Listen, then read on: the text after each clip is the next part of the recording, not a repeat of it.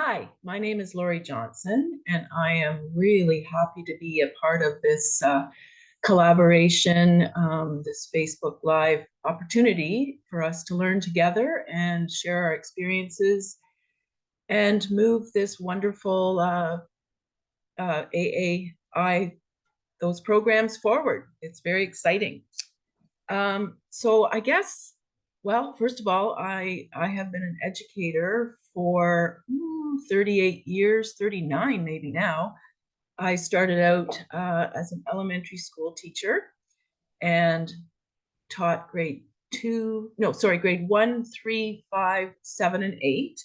And then I moved into the high school panel and taught special education there.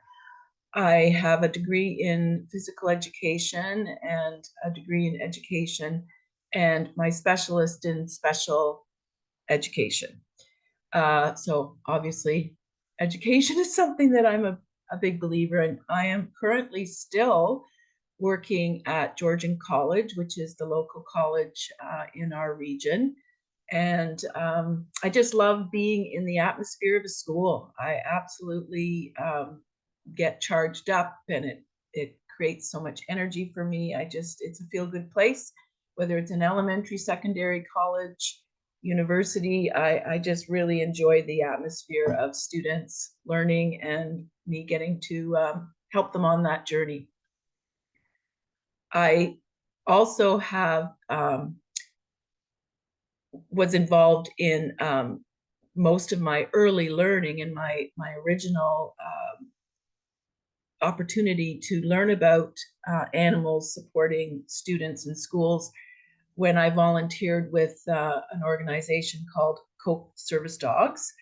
But before that, when I was teaching grade 7, it kind of evolved out of just me talking about loving my own pets and always saying, oh, my dog did this today, or the rabbit did this today, or I just love to share my pet stories. And so the students decided that they wanted to bring their pets in and introduce them to the class.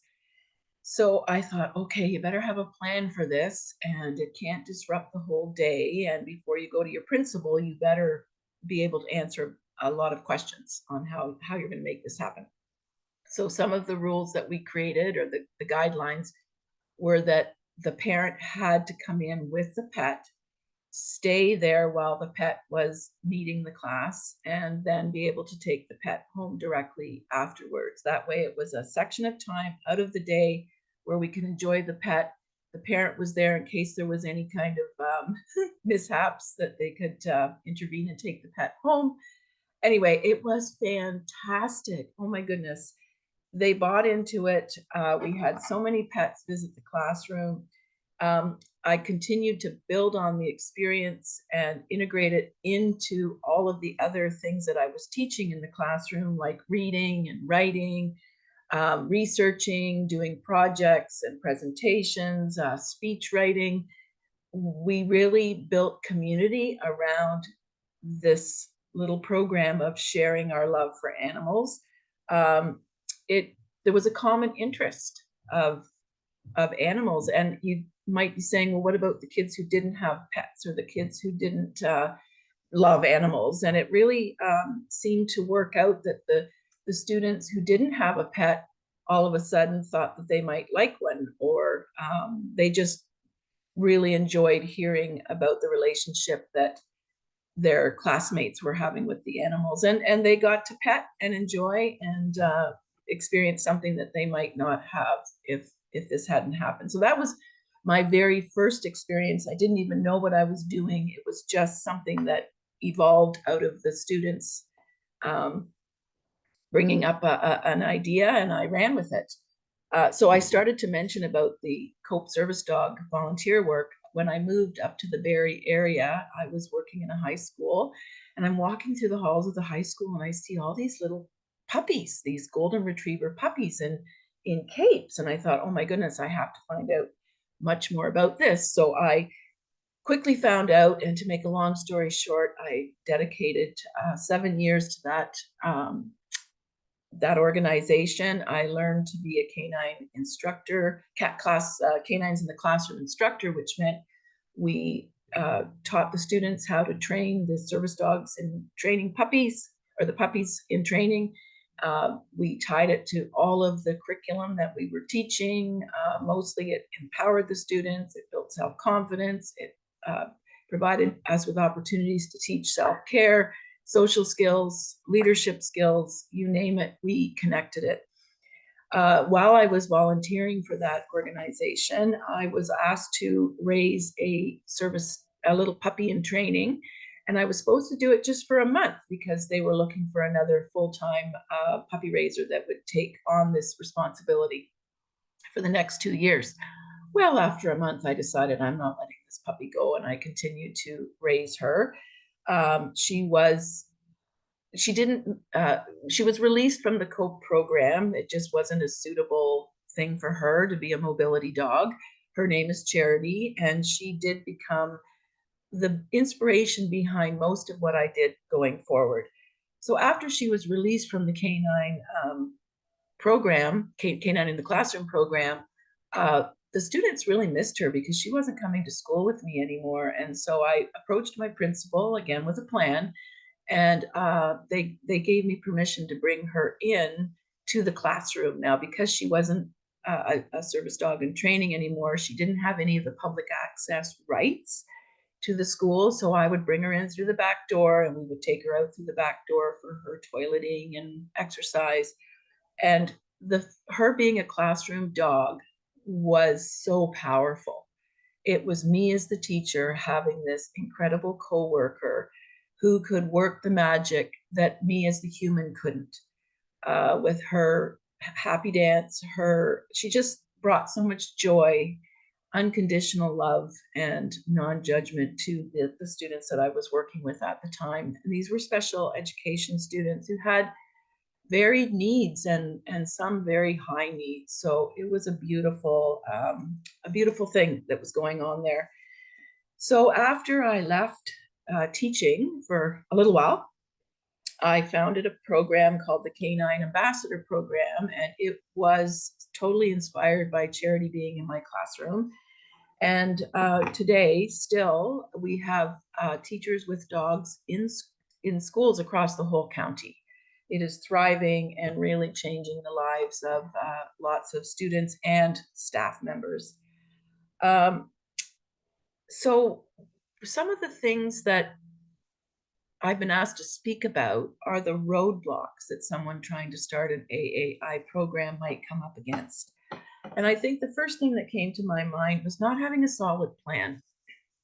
You really have to have a good idea of where you're going, what this looks like for your school community, what population of students do you want to try to target. There's so many things to consider, and probably things that you might not even realize need to be considered. So the other thing is having a huge buy-in at the school board level.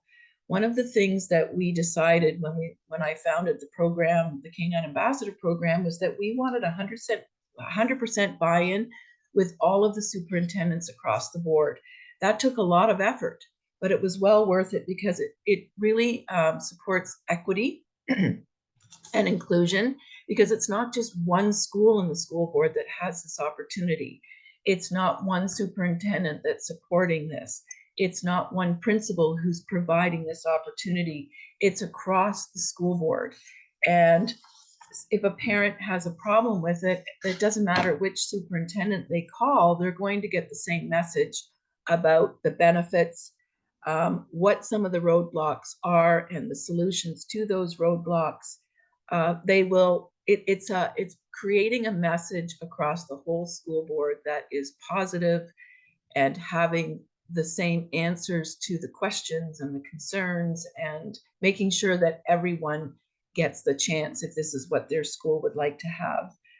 I think another roadblock might be the workload to maintain the program in the school after it's up and running. There's lots of things that need to be considered, revisited.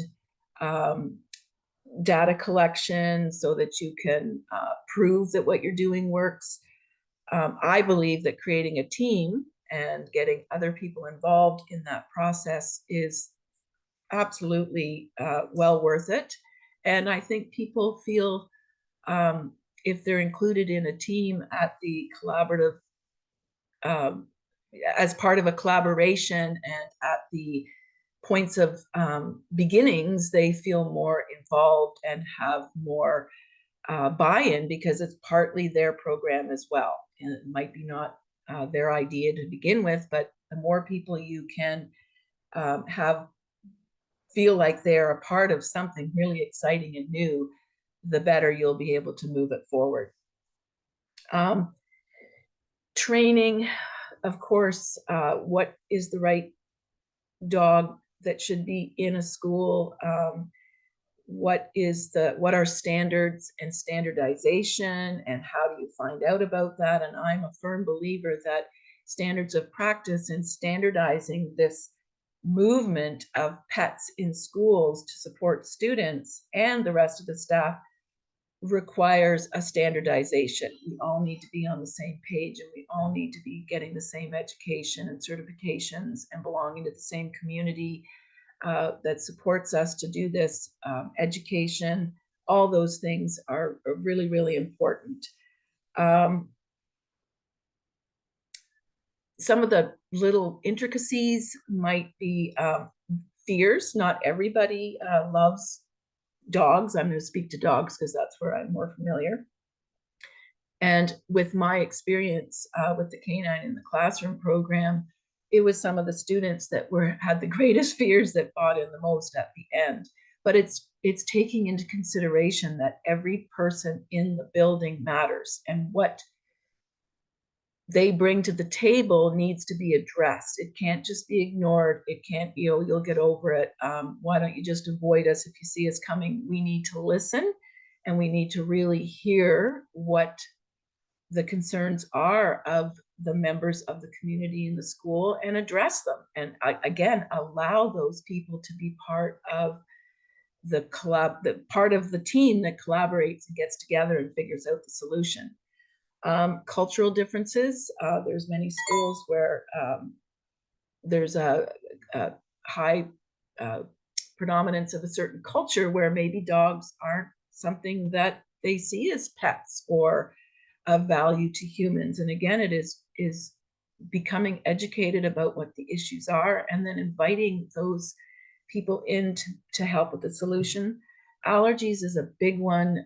We have to be very, very cognizant of allergies, whether they're an allergy that is just maybe a small itch if they touch the dog, to full-blown EpiPen use if they come in close contact. And a lot of that, again, is talking to the people, letting them feel like they're heard, and then coming up with a solution of possibly a no dog zone, a people human-friendly zone, and then dog-friendly zones where they're clearly laid out. Signage is really important so that everyone knows where they can go and be safe if they do have an allergy to animals. I've already spoke to this collaborative model. It really does include education, education, education. Going around and speaking at staff meetings, going and speaking to the superintendents at the school board, talking to your administrator and getting them on board, going to the parent council meeting and talking to the parents about it and allowing a conversation. It's not about telling what's going to happen. It's about, this is an idea, I'm here to listen. Just the buy-in of your whole board and community is critical, and that takes time. I think sometimes we get really excited about these ideas and we want to jump on them really fast, and we don't think through the tremendous amount of work, but the payoff is huge. So what would I recommend? First of all, join AAAIP. Absolutely. Get into the community, learn from other people, find out what people are doing. just get that support and that credibility of belonging to a group that is at the forefront of all of this, an organization that was created specifically for this. Thank you. We really needed this. I would also recommend that you get involved with pet partners and you start looking at what an in-person evaluation would look like, what the online course. Take every opportunity to educate yourself around what this means from the ground level up, you and your dog. Training with a professional dog trainer. It would be really good if it was someone who was aware of the requirements of what a therapy dog needs to do and what therapy work involves. Build your credibility. Then resource support for steps to build a program. And that's where I could come in. I'm actually renaming my business, and you'll find it by the time you see this video at www.lauriejohnson.dogs. I have a couple of resources in there. One is a document or a guide that actually takes you through a 5-day setup. It will take longer than 5 days, but it walks you through step by step by step. Having said that, each school community, each school board is unique, special, and has its own special requirements. So I would recommend that you reach out to me if you'd like. I do offer some consulting, and would be happy to have a half an hour conversation that's free to see where you're at. And I do believe that starting where you are is critically important, because again, everybody will be at different places. Begin the discussion with your administrator and come from a place of knowledge and understanding. Have someone you can refer to. And again, every situation is different. And when your admin says, gee, what about this? And you're not sure of the answer, that you have someone at AAAIP in the community. I'm involved in the community. I'm a volunteer for AAAIP. I also volunteer for Pet Partners. I'm a certified, I guess that's the right name, evaluator. And I am waiting for my puppy to become a year old so that we can be in-person evaluated, so we can be a therapy dog team. I'm so excited about that. I had started that journey with my other lab, and we were ready to go. We had our evaluation all set up for the Sunday, and we went to the vet to get our checkup done and our papers signed, and we were completely blown out of the water by a cancer diagnosis. And we said goodbye to Lainey in June. So I now have this new little cockapoo puppy, Junie, and we're really looking forward to doing the therapy dog evaluation. I think what you're doing is fantastic. I think that you are onto something that I personally know makes such a difference in a school community, from the secretaries to the custodians, to the students, to the parents who are in the building to have a meeting. Everybody who's involved in the school benefits. Which reminds me, I forgot about the custodians. Always remember that the custodians take on more work when a dog is present in the school. I used to write thank you cards to them. The students would write thank you cards, and we'd go down and present them. We'd buy donuts every once in a while. We just showed our immense appreciation for the support of our program. A lot. And the secretaries, they might get extra phone calls because people are wondering if it's a dog day today, or if what is this all about. Appreciate everybody who's involved in the community, who's helping you with this program, and everyone will benefit. I really hope this helped. Please check out my website, and I will look forward to maybe hearing from some of you. Thank you again for inviting me to be a part of this really exciting opportunity to collaborate and share. It's just a wonderful passion for me, and I'm thrilled to talk about it any chance I get. Thank you.